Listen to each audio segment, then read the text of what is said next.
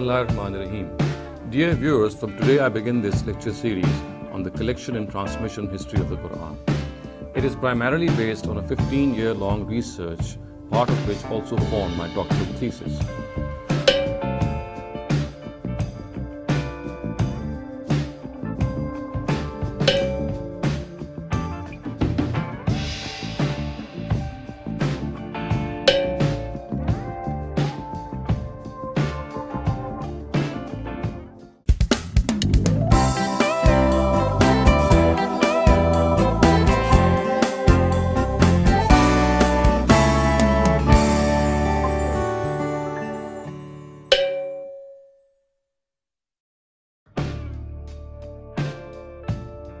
The first question which arose in my mind when I began studying and teaching the subject was that currently there are 5 different versions of the Quran found in the Muslim Ummah.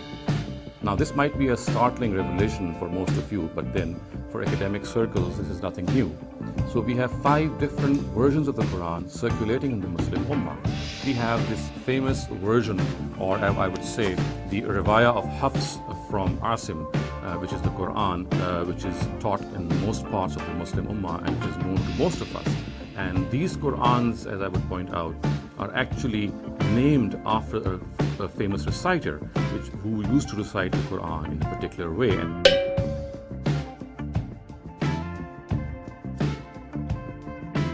when I say reciter, it does not merely refer to pronunciation, it also refers to variation in words.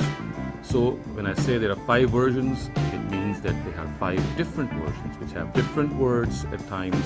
There are verbs which are different, there are nouns which are different, there's a difference between plural and singular, there's a difference between declensions or the i'rab, and then we have other differences as well.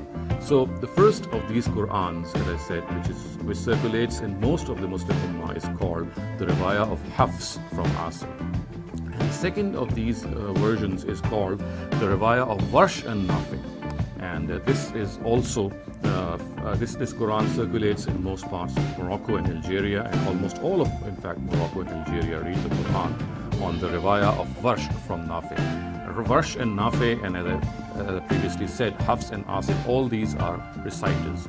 Hafs is the student of Asim, and similarly Warsh is a student of Nafi. And Asim lived or died in 127 Hijrah, and Nafi himself died in 169 Hijrah.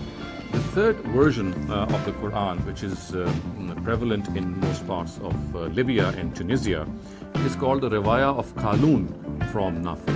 Now, Nafi, again, he had 2 students. The previous version was from Warsh, and this is from his other student, Qalun. So this is the third version of the Quran. Now the fourth version of the Quran is found in parts of Sudan, and this is called the Riwayah of Ad-Duri from Abu Amr. Abu Amr is also another reciter of the Quran. And may I also point out that Asim himself lived in Kufa and Nafi in Medina, and Abu Amr, whose Qiraat I'm just mentioning, he's lived in Basra. And as I said, his Quran is found in most parts of Sudan. And finally, we have the Quran of Hisham.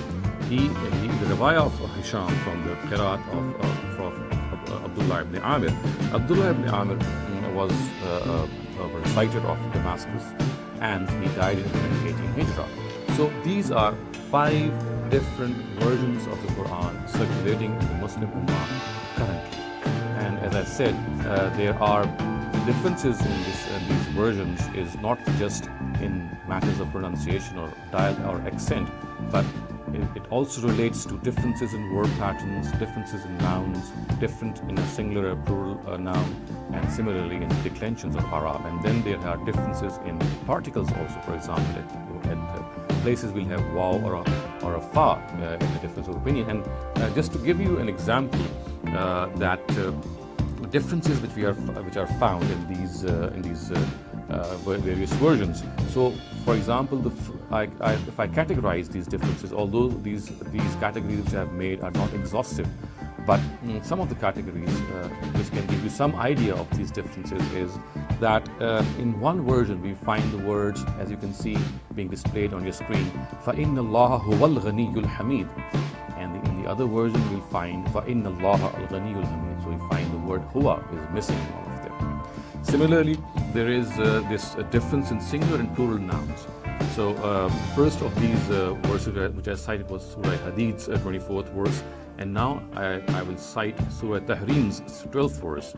And the words of this verse in one of the versions is وَصَدَّقَتْ بِكَلِمَاتِ رَبِّهَا وَكُتُبِهِ وَكَانَتْ مِنَ الْقَانِتِينَ. And the words in another version are وَصَدَّقَتْ بِكَلِمَاتِ رَبِّهَا وَكِتَابِهِ. In the previous we had the plural kutub, and now we have kitab. وَكِتَابِهِ وَكَانَتْ مِنَ الْقَانِتِينَ. And then we have also differences in verb patterns. For example, in one verse of Surah Ahruf, verse 141, the words are is anjaynakum min ali fir'auna yasumunakum su'al azab yuqattiluna abna'akum. And in other version the words are yaqtuluna abna'akum.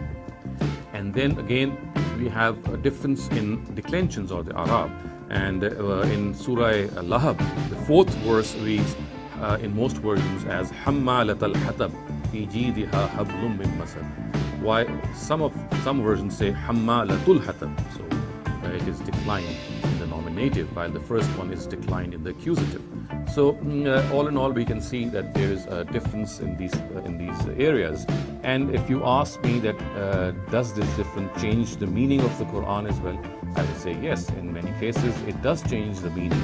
And although the change might be very minor and it might not be of much significance, but again, it does change the meaning. And in some cases, there is a drastic change in meaning as well. For example, in the Tayammum or in the Wuzu verse of Surah Ma'idah, which is the 6th verse of Surah Ma'idah, if it is read in a particular way, during ablution, we would not need to wash our feet.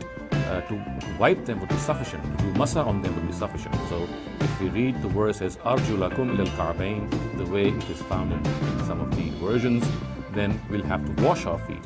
But if we read it as Arjulikum, then we will not need to wash our feet. Merely wiping them or doing masa on them would be sufficient if we are doing wuzu. So you can see that there is a difference in the directives as well.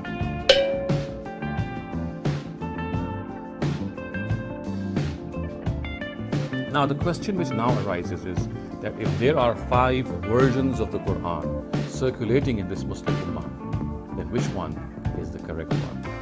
I'm saying this because there are other versions also which are classically accepted, but that I leave to the next point.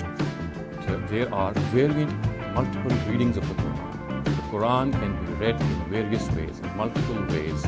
And why? Because our scholars say that these multiple ways have been sanctioned by the Prophet.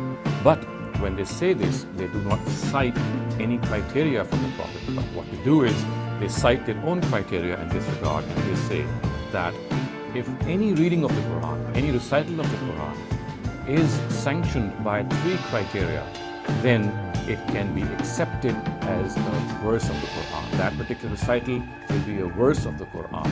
And these 3 criteria are very, very famous, and any person who has even a slight knowledge of the Qiraat science, he knows that a Qiraat or a reading should be in accordance with the rules of the Arabic grammar, and then it should be reliably traced back to the Prophet Muhammad sallallahu alaihi wasallam.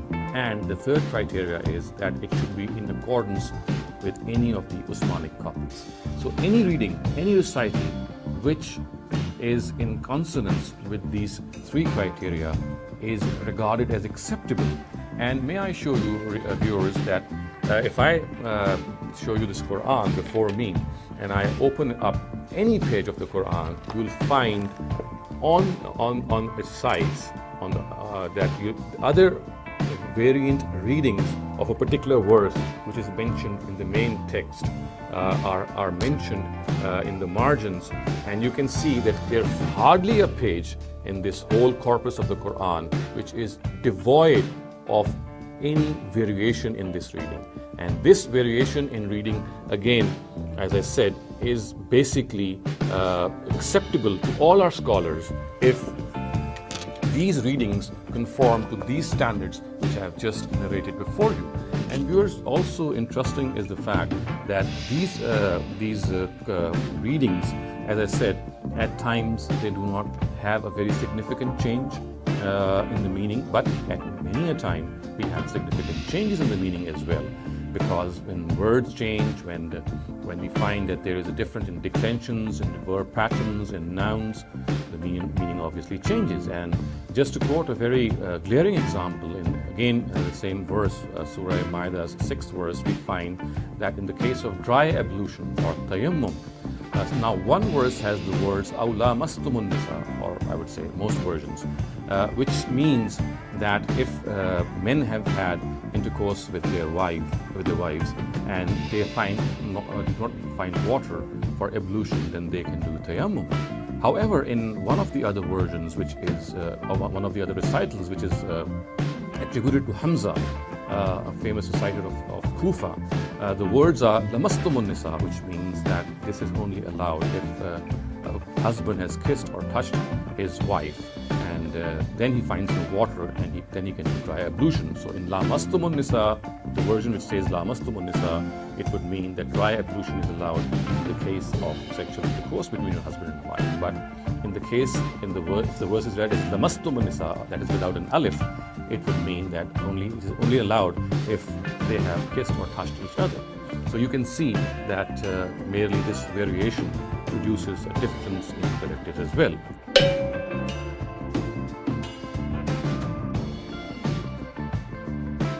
So the question arises that if we have to accept any recital as the Quran, the obvious question which will come in my mind would be that it has to be sanctioned by the Almighty or by His Prophet.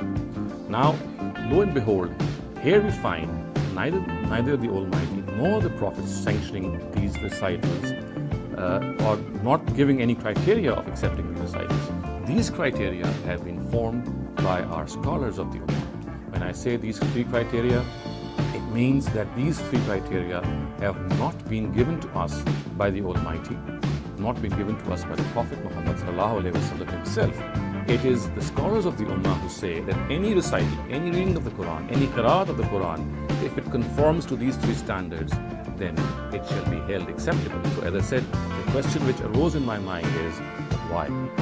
Only God and His Prophet should be given, or has been given, or invested with this authority of regarding anything to do with the Quran.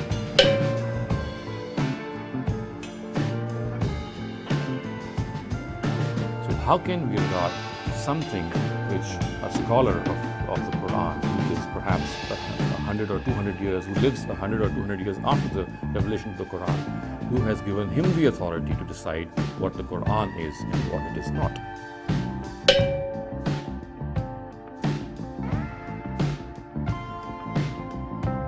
The third question, viewers, which arose in my mind is regarding certain narratives which are found in our canonical hadith books, which give us this very, very stark impression that the Quran we have today with us is incomplete.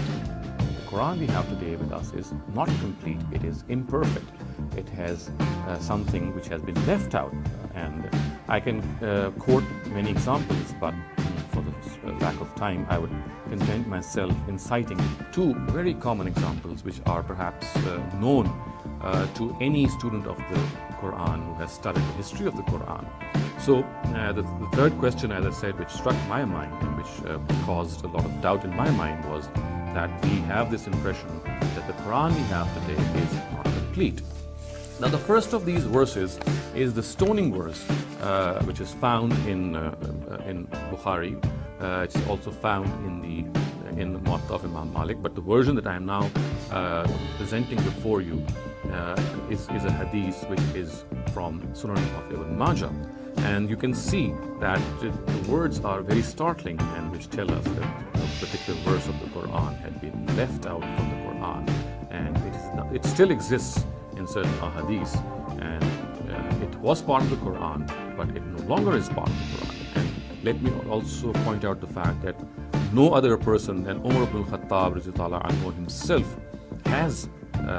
is the person who narrates this hadith. So the words as recorded in the Sunan of Ibn Majah are: Qala Umar ibn Khattab لقد خشيت أن يطول بنا زمان حتى يقول قائل ما أجل الرجم في كتاب الله فيذل بترك فريدة من فرائض الله ألا وإن الرجم حق إذا أحسن الرجل وقامت البينة أو كان حمل أو اعتراف وقد قرأتها الشيخ والشيخة إذا زنيا فارجموهما البتة رجم رسول الله صلى الله عليه وسلم ورجمنا بعده. Umar ibn al-Khattab said, I fear that time will pass over people until someone will say, I do not find the verse of stoning in the book of God. So in this way, people will be led astray by abandoning a directive from other directives or from among the directives of God. Bear in mind that stoning is the rightful punishment for a married person who has committed adultery. And it is established through evidence or pregnancy or confession. And I have read, Ash-Shaykhu wash-Shaykhatu Iza Zanaya Farjumuhuma al-Battata. This is the verse which Umar said has been left out from the Quran. And it means necessarily stone to death the married man and the married woman guilty of adultery. So this is what the conventional translation of this word is. God's messenger stoned criminals for this crime, and so did we after him. So this is the verse of the Quran which is operational today, on the basis of which punishments are given today by our conventional scholars the way they understand it, but it is no longer found in the Quran. Another example here is the suckling verse, and this hadith I cite from the Sahih of Imam Muslim. And here this hadith has been cited by none other than Aisha radhiyallahu anha. So the words are, An Aisha annaha qalat kana fima unzila min al-Quran ashru raza'atin ma'lumat yuharrimna summa nusikhna bi khamsin ma'lumat فتوفي رسول الله صلى الله عليه وسلم وهن فيما يقرأ من القرآن. Aisha stated, among what was revealed in the Quran was that 10 known suckling drops of milk of a child will make him a foster son and hence make him prohibited to marry. Later, this was abrogated in a verse which mentioned 5 known drops. God's messenger died, and the verse which mentioned these 5 drops was among what was being read from the Quran. So Aisha radhiyallahu anha is supposedly saying that what makes a person as a foster son or a foster child is a suckling verse which says that 10 drops of milk when they are drunk by a child, and he becomes a foster child. And she says that this was abrogated by another verse in which instead of 10 drops, it was mentioned that 5 drops of milk are sufficient to make a child as a foster child.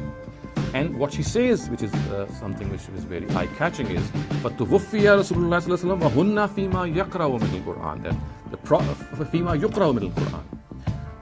She says that the Prophet died, and this verse was among those that was being read from the Quran. And viewers, we know that today's Quran no longer contains this verse. So the words are وَهُنَّ فِيمَا يُقْرَأُ مِنَ الْقُرْآنِ. These verses from among the Quran were from among the Quran when the Prophet died. And we obviously, as I said, these no longer exist. So these two are very prominent and glaring examples which testify to the fact that the Quran we have today, if we go by these narratives, is incomplete. So as I said, this was the third question which struck me when I began my research.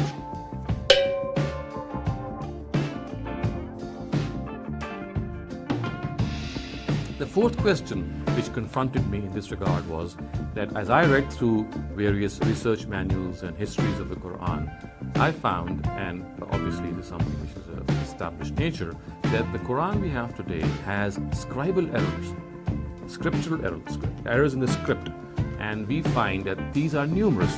Thus, for example, we have extra vowels mentioned in various places which are regarded as redundant. They are written, but they are regarded as redundant by the oral tradition. We have extra alifs, we have extra ya's, and we have extra vowels. And just to give you a few examples as they are being displayed before you on the screen, this is verse of Surah Naml has extra alif contained in it. The words are لَأُعَذِّبَنَّهُ عَذَابًا شَدِيدًا أَوْ لَأَذْبَحَنَّهُ. as you can see, the underlined word, the alif, which actually succeeds the other alif, is an extra alif, because the word is لَأَذْبَحَنَّهُ. Or if we don't accept this to be something, a letter which is redundant, then we find this anomaly that this word would disperse, or this word would read in a very opposite way, and the word would be أَوْ لَا أَذْبَحَنَّهُ. It would be a negative particle instead of presenting the positive picture. Similarly, another example is from Surah Al-Imran. This is verse 158, and here again we find an extra alif.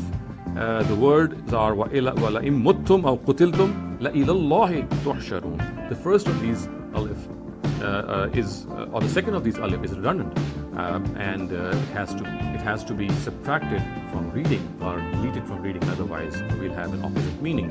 لَإِلَى اللَّهِ تُحْشَرُونَ would mean that it is for sure that the people shall be gathered before the Almighty. But if we read it with the second alif as well, then the word would become La ilallah. We shall not, people, or you should not be gathered before the Almighty. So you can see there is exactly opposite meaning. And the question is that all scholars generally say that the oral tradition shall rule the written tradition, and these scribal errors shall be regarded or shall be disregarded. But again, the question arises that was not the Quran checked for these scribal errors whenever it was written, or should we say that the oral tradition perhaps was correcting the written tradition, or the interesting scenario that it was the written tradition which was correct and the oral tradition which was wrongly reported. So all these questions do arise. But as I said, this is just one example. Another example, and this time I confine myself to a single example, is the existence of an extra ya. So you can see the word of Surah Zariyat before you, the verse 47. The words are وَالسَّمَاءَ بَنَيْنَاهَا بِأَيْدِيٍ وَإِنَّا لَمُوسِعُونَ. The word aid, which obviously means hand. You can see that there are two yas in that word. It should have had only a single ya, but we find that there are two yas, and strangely enough and quite amusingly, we find some of our mufassirun, some of our exegetes saying, since the hand of God is being referred to here, so therefore we have two yas here. Obviously, this is something of more of an amusement than anything which can be nearer to reality. And the third example, viewers, in this is that we find an extra vav mentioned in many places, and a single example that I'm going to quote before you is verse 45 of Surah Ahruf, which is being displayed before you. As you can see, the words are Sa'urikum dar al-fasiqeen, and the vav here after in Sa'urikum is redundant, has no basis. It is just there and it has no function. So you can see, viewers, that these are just a few examples which I have given. Other than these examples, there are numerous examples in which you can see these scribal errors in which an extra va or extra ya or an extra alif is found in these versions of the Quran. And it is not just the Quran that we have today. Even the earliest versions of the Quran have these scribal errors. So the question obviously which arises in our mind is that why does the Quran have these scribal errors?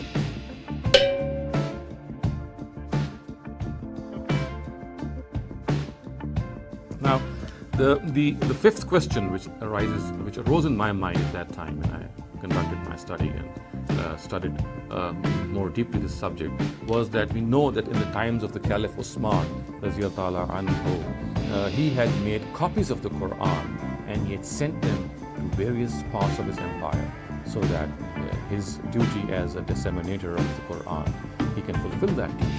Now, I was struck by this question because our source books say, most of them say, almost all of them say, that these versions or these copies of the Quran which Usman made in his times were different from each other. Now, the story goes, or the traditional account says, that Abu Bakr anhu had collected the Quran in his time in a single volume, and Umar and Usman anhu in his times, he summoned that copy and then he made further copies from that copy. Now, one would obviously expect that if copies are being made from a Quran, then they have to be true copies. They have to reflect exactly what the original copy said. And we also know that the original copy was a single version of the Quran. But we are struck again by this question. When Usman made these copies, there were variations in these copies. There were differences in these copies. They were not reflecting what the original Quran of Abu Bakr had written in it. But we find that there are variations, and I counted once that there are at least 60 variations between these various versions, as they have been given to us by our worthy scholars. And just to give you a few examples, it is said in the Kufan and the Basran codex of the Quran, which Usman sent, the words of Surah Baqarah's ayat, verse 132 are وَوَصَّى بِهَا إِبْرَاهِيم. The words are وَوَصَّى بِهَا إِبْرَاهِيم.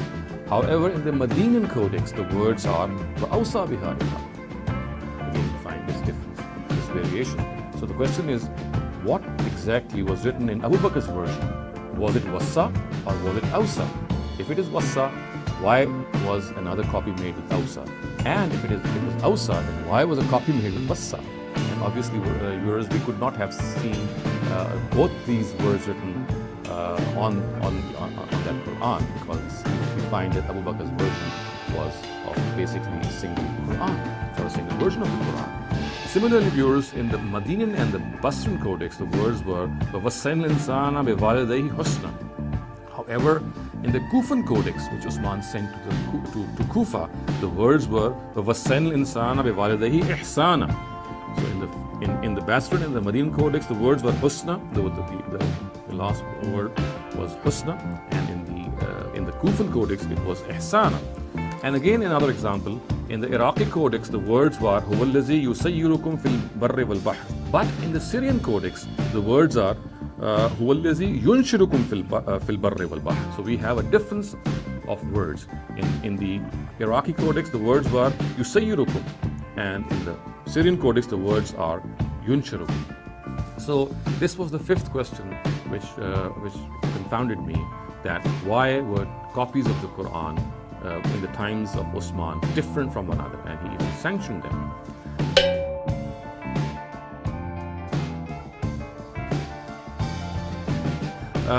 The sixth question which arose in my mind at that time was that basically the accounts of the collection of the Quran and its transmission have been mentioned in our Ulum al-Quran books. And these Ulum al-Quran books obviously reflect our history. But then again, these Ulum al-Quran books are basically recounting what our initial Hadith books have mentioned, what has been mentioned in these Hadith books. Thus, for example, Imam Bukhari's Al-Jami' al-Sahih, or Imam Muslim's Al-Jami' al-Sahih, and the rest of the canonical books, whatever has been mentioned in them, they are basically our sources of the collection of the Quran narratives as well as its transmission. But when I studied the accounts or the earliest histories of Muslims, in particular of the Tabaqat of Ibn Sa'd, who died in 230 Hijrah, then the Al-Ma'arif of Ibn Qutayba, and similarly Tabari's Tarikh, I found these are the three earliest of Muslim histories. I found that there was an absolutely lack of corroboration from these accounts. And when I say this because that all these books, in particular the Tabaqat of Ibn Sa'd, it mentions the biographies of all the famous companions. It mentions the biographies of people who figure in the collection of the Quran narratives, people like Usman, people like Umar, similarly, we find Hafsa, we find people who had been assigned the task of collecting the Quran, like Zayd ibn Sabit, Abdullah ibn Zubair, and others. We have biographies of all these people. We have the biography of Huzaifa ibn al-Yaman, the famous general of Usman, who had actually reported differences in the Quran. But what fails to find mention in all the biographies of all these people in these books is that they had nothing to do with any collection of the Quran role which they have alleged to play in our Hadith books. So this is a question which became a question mark in my mind.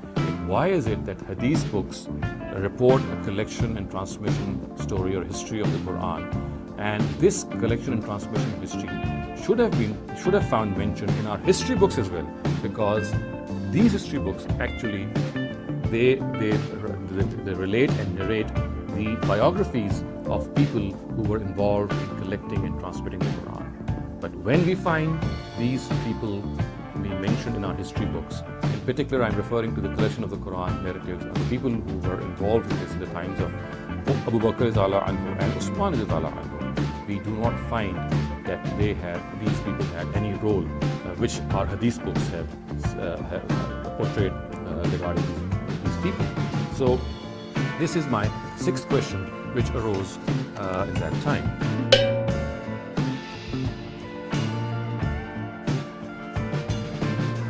The seventh question which arose in my mind was that the chains of narration of these collection of the Quran narratives are extremely weak, and they, more often than not, in most cases, they hinge on a single narrator, a single person from whom it is disseminated. In the first couple of tiers, it is narrated by single people. Now, it is a very common established norm of historical criticism that when things of all-pervasive nature are mentioned by a few individuals, then they come to question.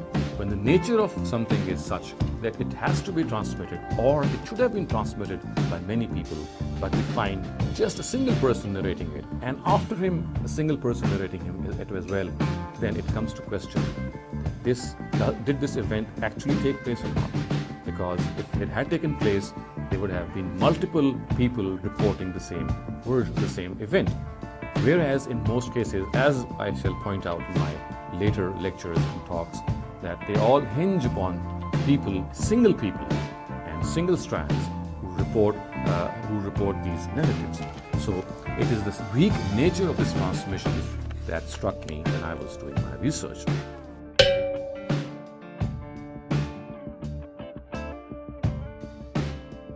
The eighth question which arose in my mind was that there is a serious and a severe difference in the reporting of the collection of the Quran in the Sunni and the Shiite books. We have absolutely different Sunni and Shiite accounts of the collection of the Quran. The Sunni accounts regarding the collection of the Quran have a different version of this collection, and the Shiite accounts, which are primarily based on the Kitab of Sulaim ibn Qais, Tabrasi's al-Ihtajaj, and Ali ibn Ibrahim al-Qummi's Tafsir al-Qummi.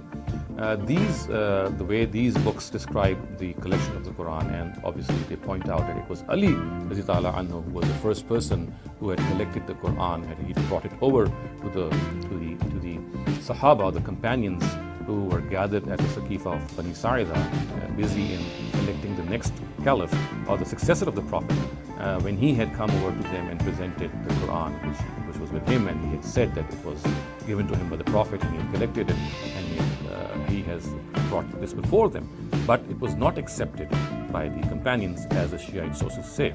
And the Sunni sources, on the other hand, present a very incomplete picture, and they reject this, or they have a different version of how Ali was involved in this collection of the Quran.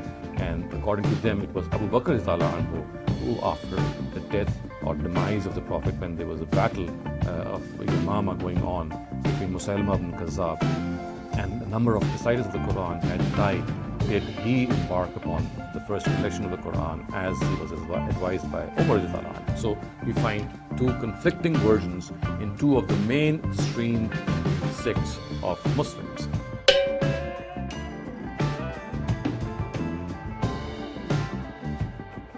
Now, the ninth question which arose in my mind was that a famous companion of the Prophet, Abdullah ibn Mas'ud, he is someone who was very close to the Prophet, one of his earliest companions. Now, he is a person from whom you could least expect what I'm going to just narrate before you. He said that the Mu'awwizatayn, or the last two surahs of the Quran, Surah Falaq and Surah Nas,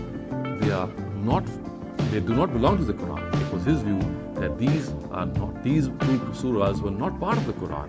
And as has been reported, that Kana Abdullah yahuqqul mu'awwizatayn min masahifihi, that he would delete the mu'awwizatayn, the last two surahs of the Quran, from the Masahif. وَيَقُولْ إِنَّهُمَا لَيْسَتَا مِنْ كِتَابِ اللَّهِ تَبَارَكَ وَتَعَالَى. He would say that they do not belong to the book of God. So this is what Abdullah ibn Mas'ud would say, as has been recorded by these books.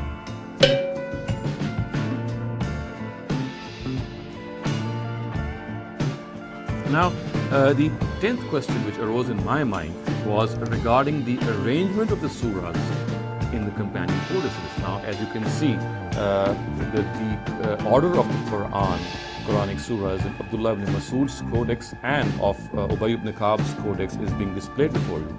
And this has been brought to surface by Ibn Nadim's al-Fahrist and Suyuti's al-Itqan. And they have displayed this arrangement in their own books and said that this is how the Quran was arranged in the companion codices.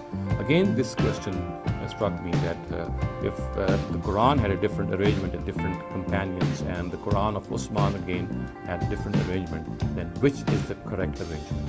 Why should we give up the arrangement of the other Sahaba and we stick to the arrangement which is found in the Codex of Usman? So the numbers that you see, viewers, being displayed before you are the numbers which are found, are the number of the surahs. They represent, each number represents a surah in the Usmanic Codex. So these numbers actually are the surahs which are the Usmanic surahs, and the way they have been arranged in these two codices of Abdullah bin Mas'ud and Ubay ibn Ka'b respectively, you can see how starkly this arrangement is different in their codices.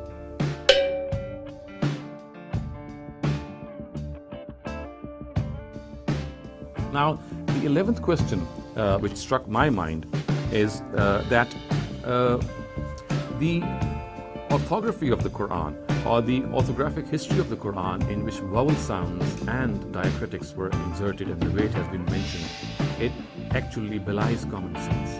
And the history which is generally recorded in various orthography books is that the vowel sounds were first of all, it is said that the text written, the earliest text, was devoid of vowel sounds and was also devoid of diacritics.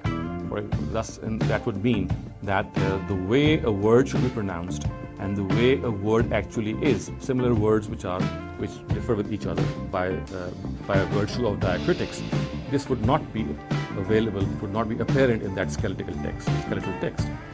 It is said that the vowel sounds were inserted first, and then later on, in the times of Hajjaj ibn Yusuf, the diacritics were inserted. So Abu al-Aswad al-Duwali is the person who first inserted the vowel sounds, and later on, about 2 or 3 decades later, Hajjaj ibn Yusuf in his time summoned some of the other people who actually then inserted diacritics. Now, the common sense question which came to my mind is that should it not have been the reverse? Because diacritical marks, or the nuqat, they are an inseparable part of the letter. If at all any insertion had to be made, it should have been the diacritics which should have come first, and then later on these vowels should have come. Because merely inserting the vowels and not being able to differentiate between a ra and a za, and a ta and a za, and a sin and a sheen, or a sa and a sha, what good would have been vowel sounds? What could have been the Arab if, in the absence of these diacritics, the Quran could still be read in various ways? So, in my mind, the history of the orthography of the Quran, the script of the Quran, presented a very, very strange question. To me, the diacritics should have been inserted first, and then these vowel sounds should have been inserted, if at all the story, the way it has been narrated in our books, is true. So this is what the question that struck my mind, and it formed the 11th question.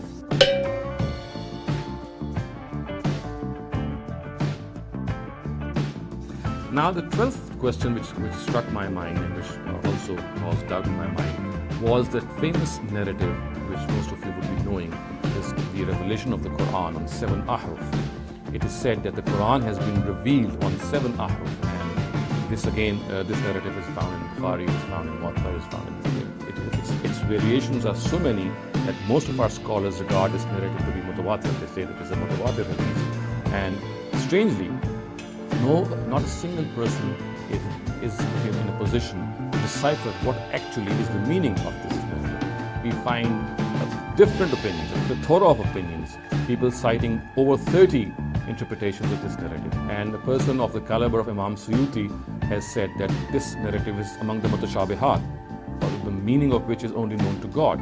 And viewers, this narrative is one of the basic narratives in Muslim translation and collection Quran history, because it is this narrative on the basis of which multiple readings of the Quran are accommodated and allowed.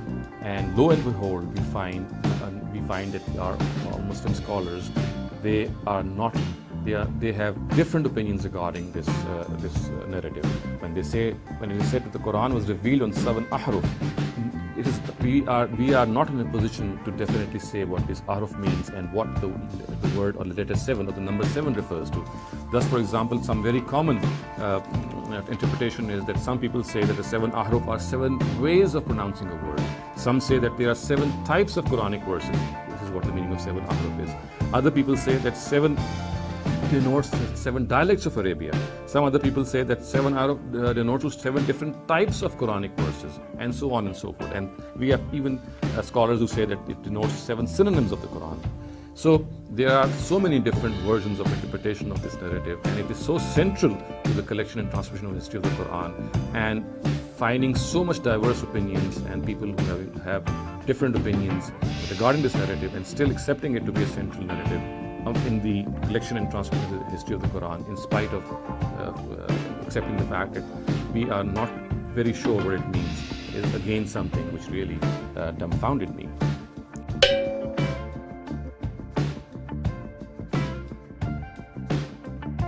Finally, viewers, my 13th question, and I would say that these are some of the questions which I am citing before you.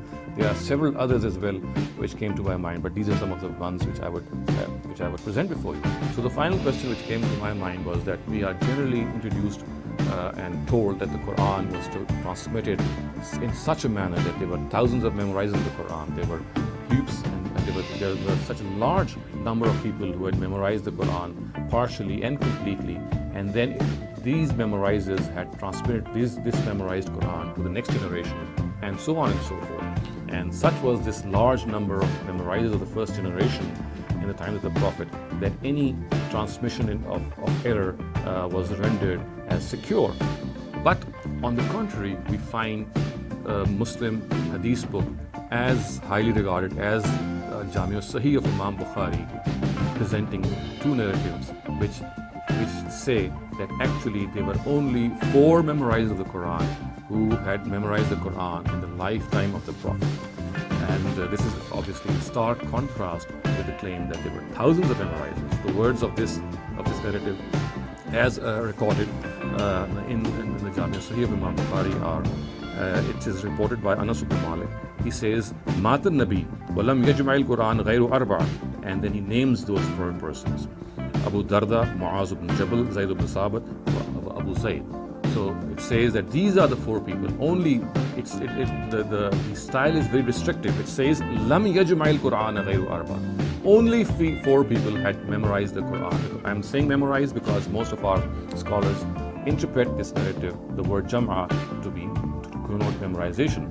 So in the presence of this narrative that only 4 people had memorized the Quran, the claim that thousands and thousands of memorizers were there who had memorized the Quran and then transferred to the next generation, this contradiction has to be resolved.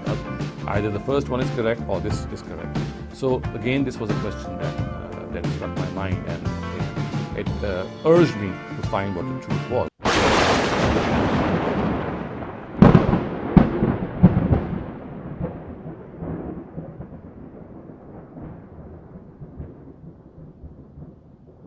The Quran we have today with us is not complete, it is imperfect. Islam as we know it did not exist in the 7th century, but evolved over a period of 200 to 300 years. The Quran probably was not revealed to one man in a 22-year period, like the classical count says, but likely evolved over a period of 50 to 100 years. The conclusion they're coming to is the history of Islam, at least from the time of the Caliph Abdul Malik and before, is a later fabrication. The Quran is a man-made book that has a lot of changes, that it went through a process of early editing and redactions that continued for a while. We're not talking a couple of years, we're talking hundreds of years, and that more and more discoveries are supporting this particular theory now.